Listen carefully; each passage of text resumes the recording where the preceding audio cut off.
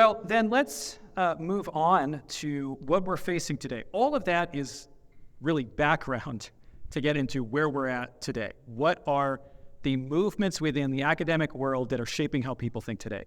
We can't understand any of this without understanding the roots of a lot of these ideas and questions that we have been talking about here. So let's talk about the 20th century. Where are we at? Where are we at in the 20th century? And then where are we at in the 21st century on a lot of these questions? I'm sure that many of you have probably already seen the connections between what we've talked about and where certain things are in the world today, but we're going to make those a little more explicit here in this talk.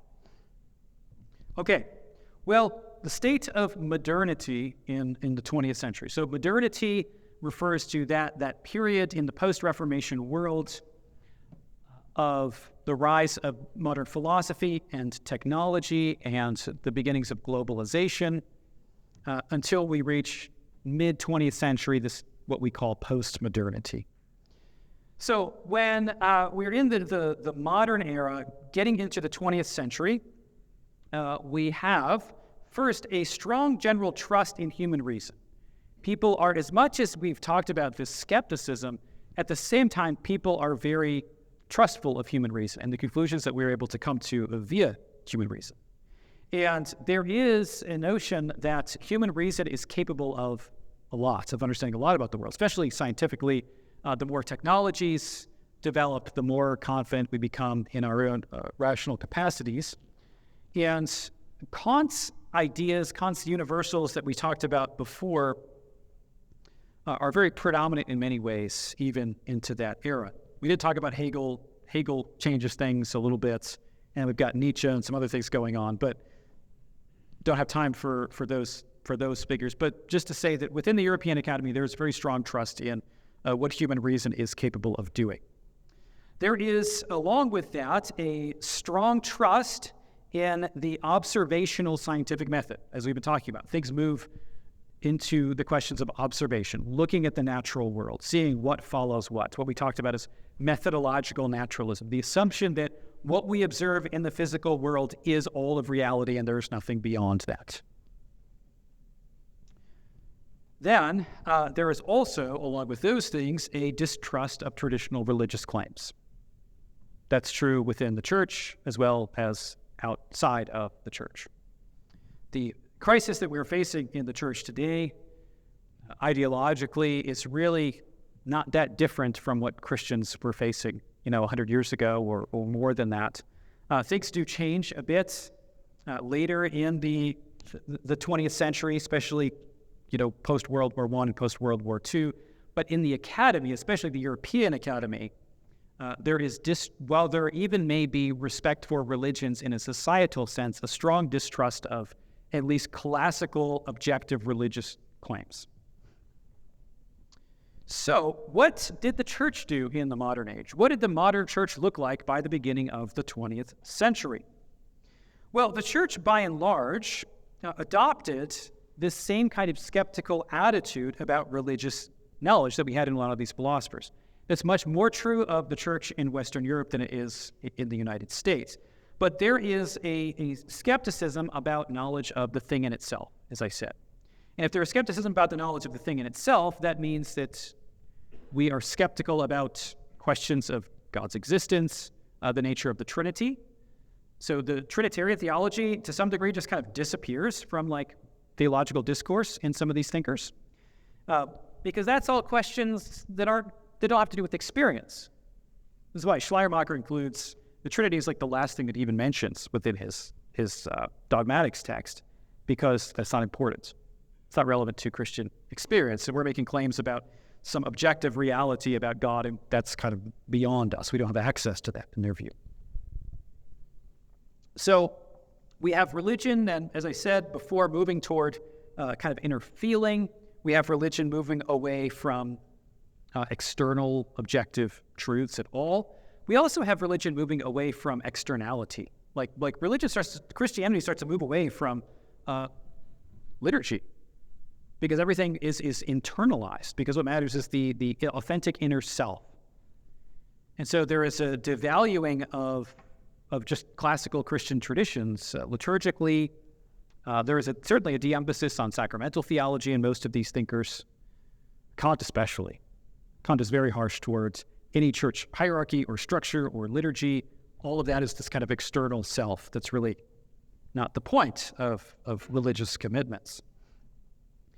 Along with that, Scripture is objected to scientific historical investigation like any other document is. As the methodologies of historical criticism develop regarding other texts, those methodologies are applied to the biblical text, and I would even say they are applied to the biblical text in a far greater way than they are to other texts.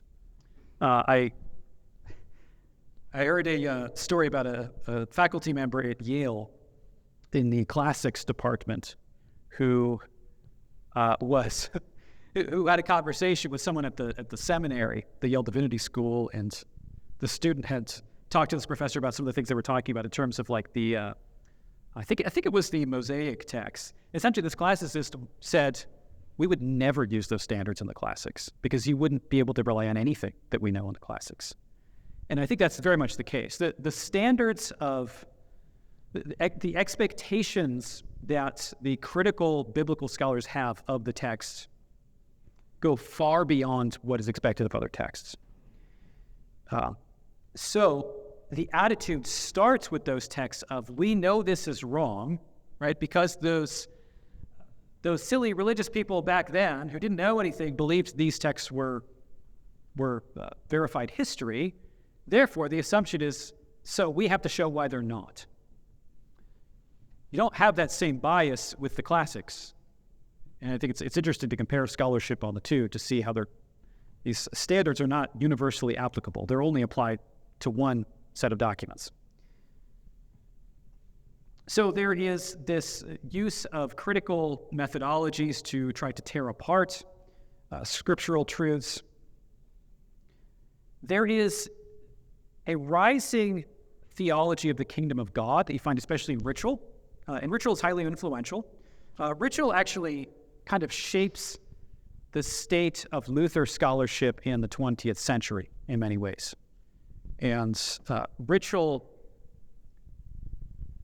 is really the first to contend that there is this strong break between Martin Luther and the confessional Lutheran tradition.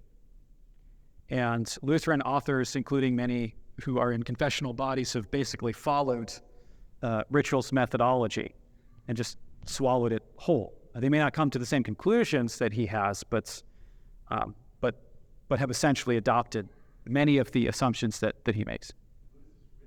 Albrecht Ritschl, R-I-T-S-C-H-L. Yes, so this shows up in an area that I've done a lot of work on, which is the question of the mystical union and this change in Lutheran approaches to philosophy.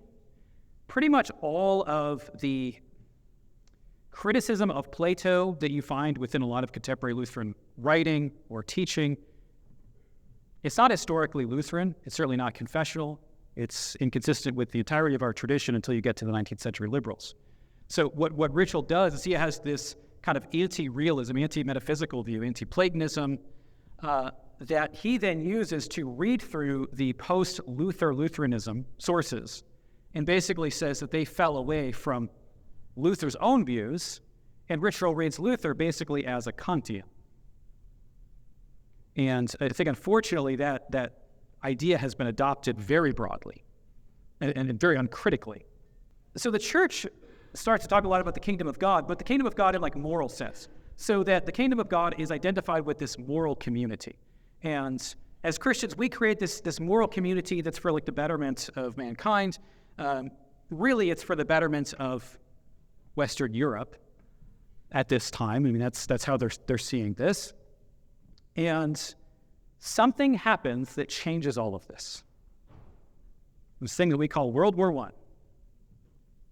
You have this optimism, right? We know it. We can reason to all of these truths about reality. The kingdom of God is growing because we're just such good moral people in the Western world, and technology is advancing, and then all of a sudden well, what do you do when you advance in your technology as sinful human creatures? You create weapons of mass destruction and kill lots of people.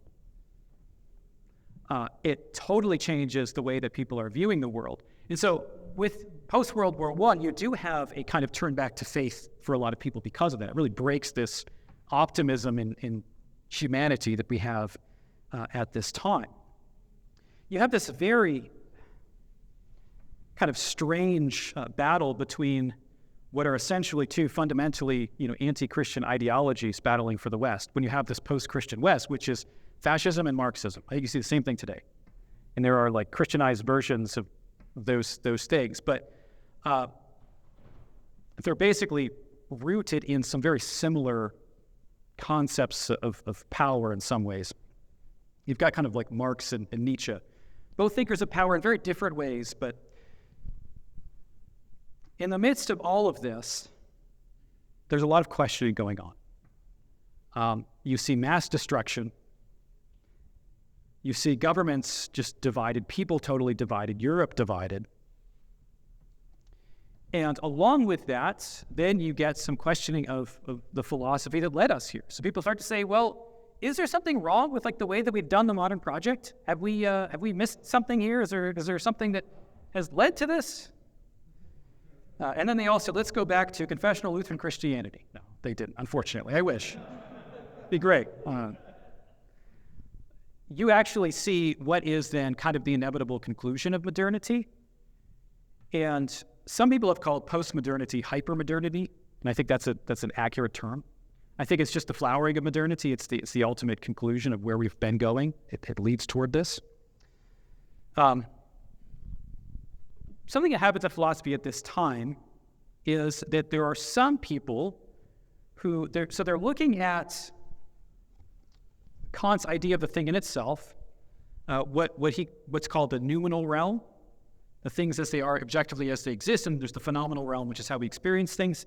And people start to question, well, if Kant says we don't have any access to the objective world in itself, maybe it doesn't exist. Like maybe there is no objective thing in itself. Maybe all there is our the phenomena or these experiences. And so this is kind of the inevitable, I think, flowering of everything we've been looking at so far is objective reality in some way maybe doesn't exist at all. You have in the 20th century within philosophy something that is referred to as the linguistic turn.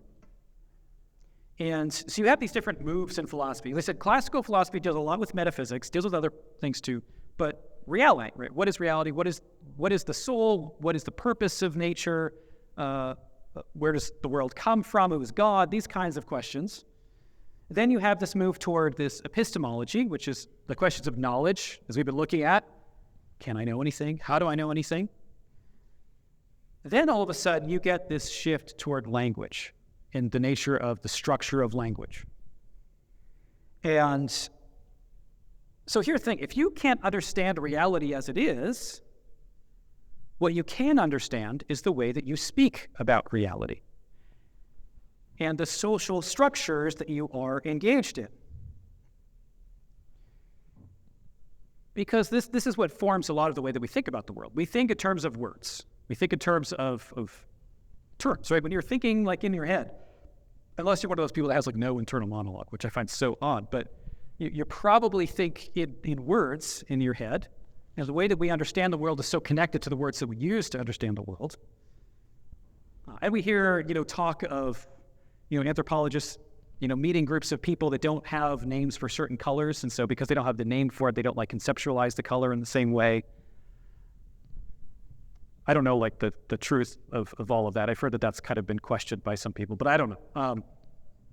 But it does shape the way that we look at reality. So you have the rise of these different linguistic philosophies. One of these is structuralism. And structuralism is a system that is created by a guy named Ferdinand de Saussure. He has a book called Course in General Linguistics. It wasn't published till after he died. He was a professor of linguistics, and his students actually compiled and published this book, which becomes very influential. Okay, so briefly explain this, because what I really want to get to is poststructuralism, which is deeply tied to postmodernity, not always tied exclusively to postmodernity. So structuralism with Saussure is, as the name implies here, an examination of structures, specifically linguistic structures and how linguistic structures function. So he makes this distinction between speech and language. And speech are, that's like how we communicate with one another, the specific words that we use, the sounds that we make. Language is a broader system. And the analogy that he uses to explain this is, it's basically like think about playing a chess game. You've got certain rules. And the moves that you make would be like your speech, but the rules that govern how the game works would be like language. So language is like a game in that it has a series of understood rules. When you say something, we expect that there are like certain things that you're going to say back. So if I ask you the question, oh, hey, how are you doing today? It is expected that you are going to say, I'm good, or great, how are you?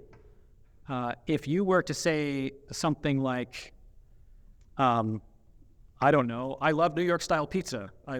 Might be a true statement, and maybe you do, and that's great, but I may say, okay, but what connection is there between what you said and what I just said, right? Because we understand there are rules socially in how we engage with one another. It's more than just like making statements. We make statements to respond to other statements. Even things that would make sense, we generally tend to think are like kind of out of bounds. So if I ask you, how are you doing? And then you like go on a rant about your kidney stones, right? It would be an answer to the question. It's still like socially, it's kind of understood that it's really just kind of a greeting, right? That you wouldn't be technically wrong in answering it that way. But this is how language works, right? It's a game. You've got certain rules. You've got certain ways that the game functions. And this language is essentially a series of signs. And signs are made up of a signifier and a signified. So a signifier is a word that I use. The signified is the thing that I am actually referring to. And so if I say grass, there's no inherent connection between that sound and the thing that you're thinking of as grass, or the grass that's outside, right? So the signified is the grass, and the signifier is the actual word that I just used. So Saussure says that the signifiers don't really point to objective reality, but they really point to ideas that humans just have in their their constructs.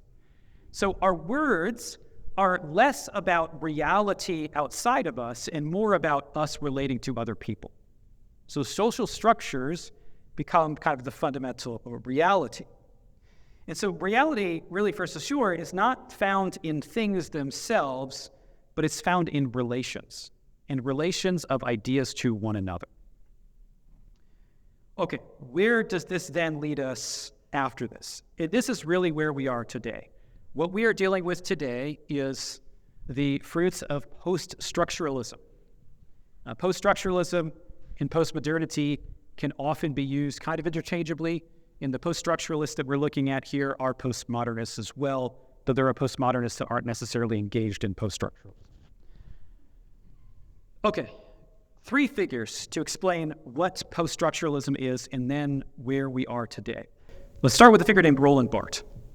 Roland Barthes, not Karl Barth, is kind of the beginning of, he's kind of a bridge between structural and post-structuralism. He changes this talk about language to then be talk about social structures in a broader sense. So he essentially says that's what culture is. Culture is a system of signs. Okay, so there are these various signs, and those signs have other signs that respond to them in one way or another.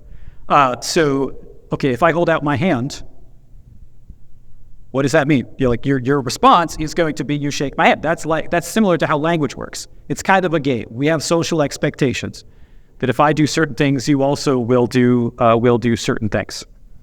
So he says, well, that's just how all culture is, and he talks about like professional wrestling as the system of signs in this very well-known essay of his. I guess he was a big fan of professional wrestling. Now, he says these signs that we have are placed in mythological stories. So he says these signs are basically put into mythology. And this makes those signs seem normative, he says. This is where you see a lot of the influence today here. So that things that we may just assume are ordinary and normal, right, our regular interactions, people start to question those things and look for something behind those signs, because signs become instances of power. And so Barthes says that we use these signs to perpetuate hegemonic power. So the things that we see as normal are essentially ways to maintain power and oppress other people. And so this is the language that you get today about something being, patriarchal, that you may think is just like totally normal, accept it. An example of this, and actually this predates Barthes, but would be in a Christian context, that, for example, we speak of God as male, right? We use he to refer to God. Well, there's a narrative, you find like Simone de Beauvoir and others, that says that the reason that we do that is because what we are really trying to do is perpetuate patriarchal power against women. Because we are telling people that authority is male, essentially, because God is male. There's an example. But we see this all over the place. So that means that when we look at social rituals and language, what we are always looking for is, where is the power here? How are you using this to exert power? So a lot of the talk about microaggressions, for example, that you may have heard would be that. But all of this essentially is mythology. So we have these grand stories that are all just lies that we tell ourselves in order to maintain our power, in Barthes' view. So Christianity is just this basically mythological story so that white males may maintain power. It's usually the way that it's expressed today. Well, Barthes says, to some degree, he says, well, mythological language is just kind of inevitable, and it's not always going to be bad in his view. But he says there is one kind of language that is non-mythological language. Political language. And here's the really interesting thing, is that when he encounters conservative politics, he says that's mythological. So it is essentially progressive politics is the only thing you could say that's actually true. Everything else you say is mythology. What do you do with that? Okay, well, all right. So revolutionary language, engaging in revolution is the most important. Lots of other interesting stuff in Barthes. One quick thing, he has this essay called The Death of the Author, and he speaks about the death of the author and the birth of the reader. This is a way of reading text that is the predominant way to some degree, and it shows itself in different forms, but of reading text within literature curriculums in universities today. Which essentially says that what the author intended by any of the words he says are completely irrelevant to the text. Authorial intent is thrown out the window. Instead, texts are just words that exist in themselves, and they are the true reality. He prizes texts that make little sense. He says that's textuality, that's superiority. He has this distinction between ecrovance and ecrovance, and we'll get into all that. But the point is that the question of authorial intent in a text doesn't matter. You're now reading the text with whatever you want to import into the text. And he says that's fine. Derrida does the same thing. Okay, speaking of Derrida, next figure here, Jacques Derrida, French poststructuralist, postmodern philosopher, he criticizes what he calls logocentrism. Logocentrism is the centrality of the logos in our speech in the West. I don't think it's unintentional. It's the term that we use to refer to Christ in the Gospel of John. But it's a criticism of the kind of way of doing rational thinking and speaking that we have adopted in the West. He has this idea that in the West we have privileged speaking where the person speaking is actually present over the text itself. this is really an attempt to divorce texts from their author, essentially is what Derrida is trying to do, expand upon what Barthes is saying here. And they're writing at the same time. Derrida comes up with this idea of binary oppositions. And essentially he says, well, we've got these systems of signs that we've been talking about. And he says, in this system of signs, essentially, what we do is we create oppositions in order to make sense of things. And so we have some oppositions like, good versus evil, that's an obvious one, or male versus female, mind versus body, normal versus abnormal. For Derrida, these divisions, or these oppositions, are totally arbitrary. And those oppositions are made for the purpose of maintaining the status quo. And so we oppress by making oppositions. Distinguishing male and female, that is an act of oppression for Derrida. Because what you are doing is making a distinction between male and female for the sole purpose of oppressing one group of people and maintaining patriarchal hegemony. And for Derrida, he says that the ruling classes, whoever is in charge, the bourgeoisie, are they use these oppositions and use them in a way that they're importing transcendent value in them. So what we're doing is basically saying that these things are true, that there really is an opposition between, say, men and women, that they're different in reality, but that actually is just this kind of tool of, oppression through the passing on of these kind of mythologies that reign and rule in the world.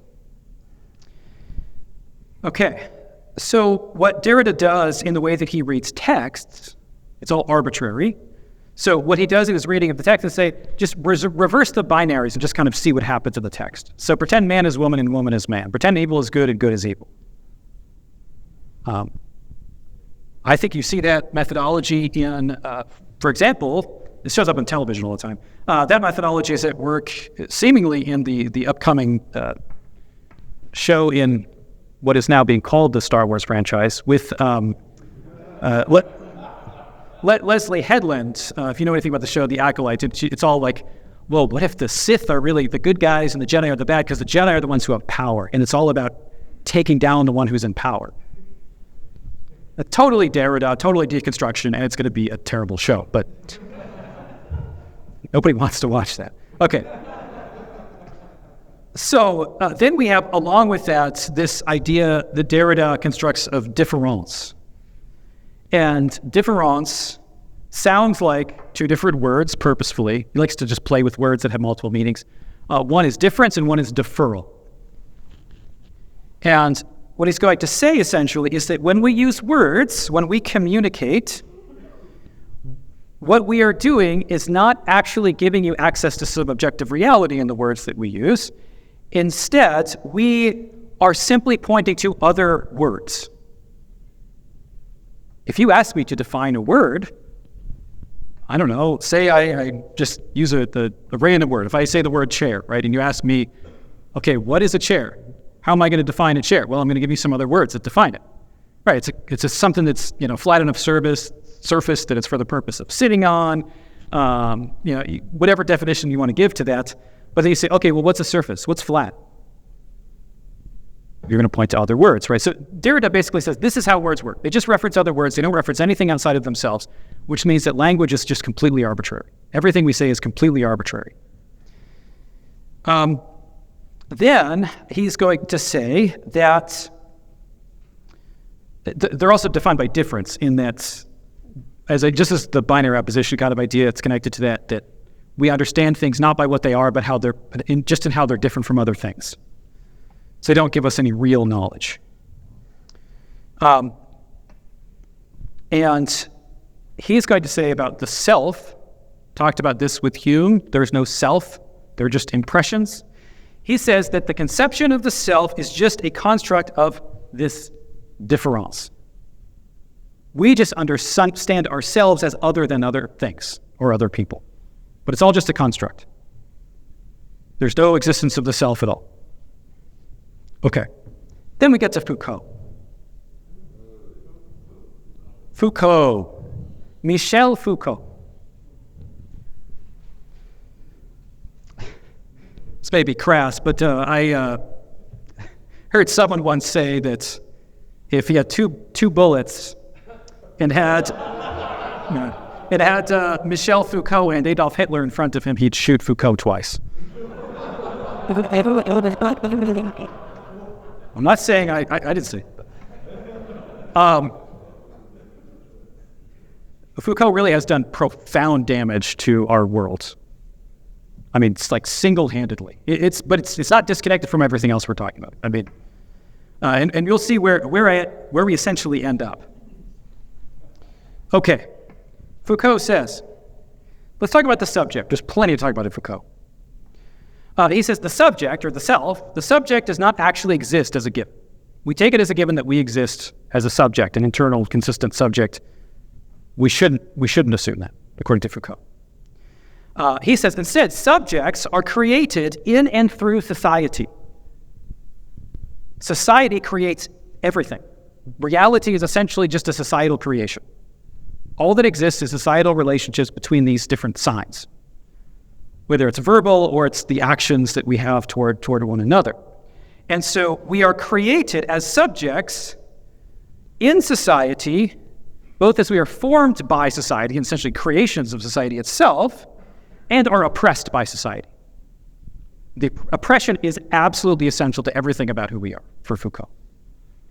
We are formed by our being oppressed, and oppressing others as well. It always goes back and forth. So there is no inner self. There is no inner self, there's no soul, there's no subject. You are simply a social construct. That's all you are. Well, Foucault he's highly influenced by Friedrich Nietzsche, German philosopher, and Nietzsche has a lot to say about power. And Nietzsche is really the one who really shifts the philosophical conversation to power, and everything is about power. When you get to Foucault, he takes that idea of Nietzsche and makes it more normative in everyday human interactions. With Nietzsche, he's talking largely about kind of broader societies. Foucault takes power and essentially makes it central to every interaction that you have with any other person. Like, your interactions are essentially defined by power. For Foucault, you can't escape that. Like, there is, for Foucault, no kind of definitive goal that you're going to ever get out of this cycle. It's just, but there is power in every interaction that you have. And when you've gotten rid of all of these other realities, and you're thinking about, like, what is real in my interactions, you're thinking about power above pretty much all other things. So the way that society exerts power, it does it in many ways, but one of the ways that he talks about is biopower. And biopower is the control of people's bodies. So society largely oppresses us through the control of bodies. And it does this in a number of ways, especially related to sexuality. Foucault was a homosexual and was very clearly struggling with that reality. And you see that in his writings. And I think a lot of his writings comes out of that. And a lot of people have observed this as well.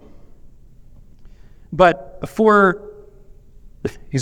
there also were some things that, I guess I'll have to edit this out of my YouTube video because I don't think I'm allowed to talk about this on YouTube, but he was a pedophile, like very clearly a pedophile. Okay, he had abused several young boys. And that really, I think, is not incidental, but it's key to his entire ideology. I think you could see his entire project as a defense of pedophilia, essentially. Root of the modern academy. Okay. Honestly, there's actually a document that is arguing for lower age of consent laws that in the 20th century was signed by the majority of the most influential philosophers, progressive leftist philosophers in Europe. There is an actual, and I know people just criticize this and say, throw this out and say you're unfair for calling people groomers, but there really is this essential tie between pedophilia and leftist ideology in the 20th century. It's like inescapable. I can't recall the name of it right now, and I didn't have this in my notes, but I could find it. I'll find it for you.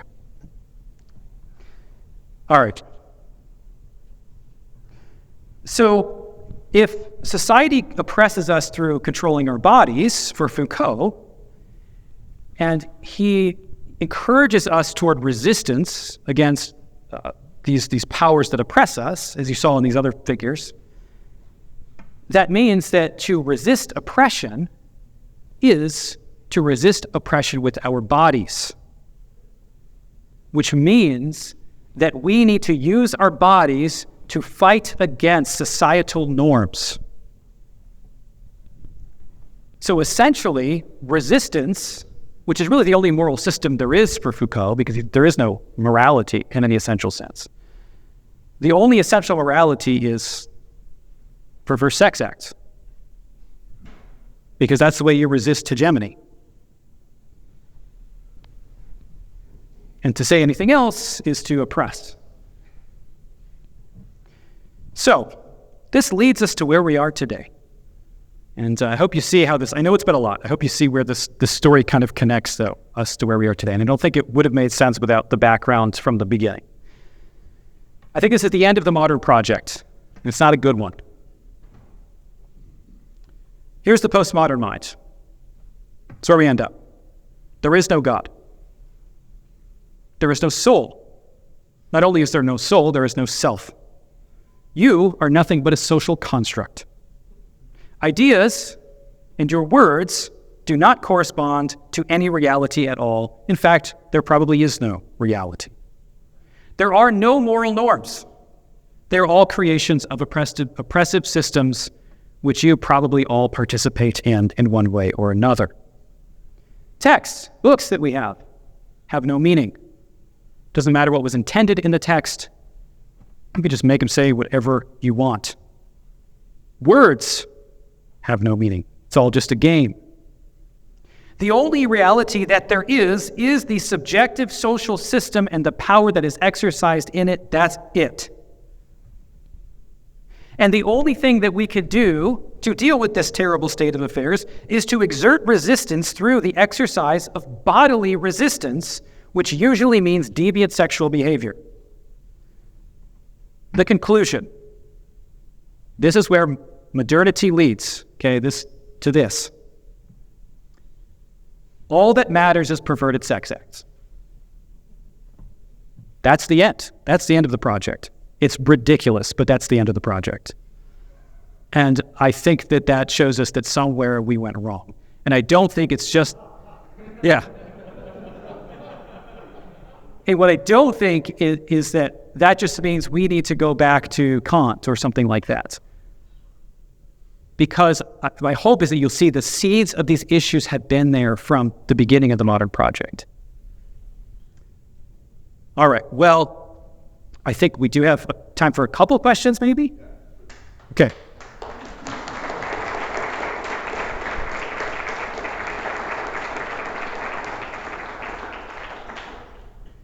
So that's exactly where we see it. It's all over the place. It's in the news. It's the slant that you are hearing in the news. When an event is reported on, and the first thing that is said about that event is how it is patriarchal, or it is oppressive, or that's the lens through which you read everything. And then further, when you talk about these gender issues, that is the ultimate pulling away of common sense, right? That is the ultimate, I distrust every single thing about my internal psychology, and I need to just ignore everything that I know to be true and understand reality in some different way. Which is why the academy starts to function in a way that is so divorced from common people and how most people just think. And you're seeing the flowering of that today.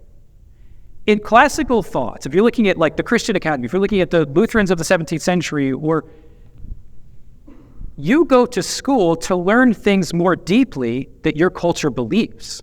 Like you don't, and yeah, you may be critical of certain accepted ideas, but you're by and large deepening your knowledge of what other people know. You are not there to learn some system that is completely in opposition to everything that your culture believes. And I think that's the ultimate example. I mean, the gender thing is so bizarre because it's like it's the first thing that every kid learns about themselves is that's a girl, I'm a boy. It's part of how they know who they are is I'm this one, you're that one. And to just try to change your human psychology is impossible. And to be honest, I'm thankful that the left has done this and done it so adamantly because it's showing the absurdity of the whole thing. And it's not going to, the whole thing's going to collapse. The hope is that the whole thing collapses because of this. Yes. Yeah, and that's the issue that you find constantly there is that, yes, the leftists have themselves just fallen into this same dynamic. And now they're using the concept of oppressor to oppress people, to say, well, you're the oppressor, therefore I could oppress you. It's very odd. I think what Foucault would say to that is, yeah, that's inevitable. Because for Foucault, power, the dynamics of power can't go away. So I think he would just say he would just kind of see that, I think, as balance probably more than anything else. The majority, I think, of like leftist academics that I read today, though, I think just are so blinded to the obvious inconsistency and are convinced that it doesn't matter what's happening in society now because we have a history of systemic racism or we have a history of patriarchy. That history matters more than what's actually happening in current interactions. But it's not consistent. These are not consistent systems, and they're not meant to be because the whole point is absurdity. Yeah, I have a hard time answering that question because pietism is so broad. I don't consider pietism to just be a kind of internal feelings-based religion. I don't think that's fair to the pietist movement. I think there are some that do that. But pietism, I would say, is, well, there's a historical definition, and there's the way that people use it today. But it's essentially a movement within Lutheranism as a response to what was supposedly dead orthodoxy, which essentially said that Lutherans are all concerned in their pulpits about the right doctrine, but they're not really concerned with matters of the heart or personal conversion. And then you get Philip Jacob Spener, who is, he sees himself kind of as a new reformer, trying to re-emphasize Christian piety, essentially. And pietism really is the predominant version of Lutheranism in the 18th century. I think it gradually tends, and it's not always the same, because in Scandinavia it's different than it is in Germany. But in Germany, it clearly gradually moves in the direction of experientialism at the expense of doctrinal truths. And there's an argument to be made that the reason that happens is because when all of this starts to happen that we've been talking about, it was kind of an easy way not to answer the issues that were going on, to kind of retreat to the self and to say, well, I've got my experience and that's what I know. So I think there is, as I said, a connection, I think, with Kant in that when you have this spirituality that's so internalized, everything is about experience, and you start to distrust the external, that I think it can lend itself toward that. And I think you have the extremes of that within American evangelicalism today. Yeah, well, I could quickly address that, yeah. Because a lot of, in the afternoon session, I'll start doing some, like, how do we think about reason and these kind of things? How do we reason as Lutherans? But if you watch the What is a Woman documentary, it's actually very, like when you hear that gender studies professor who's interviewed, he's actually very consistent with this system. Like I know people watch that and are like, well, he just doesn't know. He knows. Like he because he doesn't believe there's a definition, because that's the point, because there are no definitions of things. There's just what society says. So if society determines you're a woman, then you're a woman. That's all there is to it. There are no definitions in any objective way. In my experience, sometimes what I've seen most effective is actually explaining the roots of the ideas. Because I think most people don't actually know how absurd it is. Because when you read these texts in college, they're completely incomprehensible. And they thrive on that. They're purposefully incomprehensible. because it gives this kind of view of like, well, this is so intelligent. I have a hard time even understanding what they're saying. So if it seems so intelligent, it seems sophisticated, once people realize that what you're actually buying into is a system that says that you don't exist, I've seen people start to question from there, because that's just clearly not true. I just want to get off on Marx, because I know that that's where you're going, but I will hold off for the moment. Well, it's a naive view of history that I think predominates both on the radical left and to some degree in some on the right. When you have a view of history that essentially denies the reality of simul justus et peccator, that we are saints and sinners, you look for good guys and bad guys that can be very black and white, like divided in a very black and white way without any nuance at all. And this occurs certainly on the left, where you have like certain people are just evil and oppressive, and that's just their nature. Okay, try to be quick about this, sorry, this is a big question. I just did a debate this last week with a professor at Cornell, like a gender studies critical theory professor.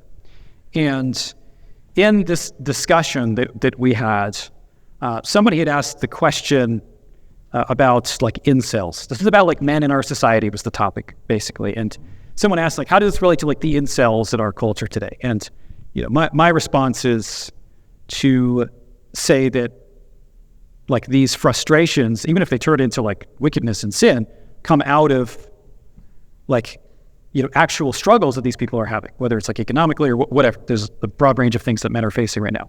And the other professor just says, well, some men are just evil and hate women. And I think it's that, but I think it was a good illustration of this view that some people are just evil. So some people could do the same thing with the United States. You could valorize our history. You could talk about how perfect all of our perfectly deistic Enlightenment founding fathers were, but they were not great Christian people in all ways. Now, that doesn't mean I demonize our founding fathers. I love our founding fathers. I love our country. But it does mean that you just have to be honest. And as Christians, especially as Lutherans, we have this great recognition that you can be saint and sinner, and we are, right? And that there is profound good that God works in the world, and there is profound evil that God works in the world. In every single nation, in every system, in every human life is both. Every single person that exists has been a victim of somebody and has victimized somebody. That's just sin. So I don't think, what I'm not trying to argue for is some kind of, because modernity went wrong in these ways, that we need to just go back to trying to relive the 17th century. There were issues then too. They were just different issues, right? So I think it's just a matter of being honest. What we shouldn't do is just look at oppression as the primary lens through which we view absolutely everything. And I think what we need to do is start with, first approach history in our cultures with appreciation for the good that's been handed on to us. And when you start with appreciation, you could do plenty of critique. That's different from this ideology of resentment, that I resent the past. And so it's just a matter of being appreciative, but also recognizing the reality of sin.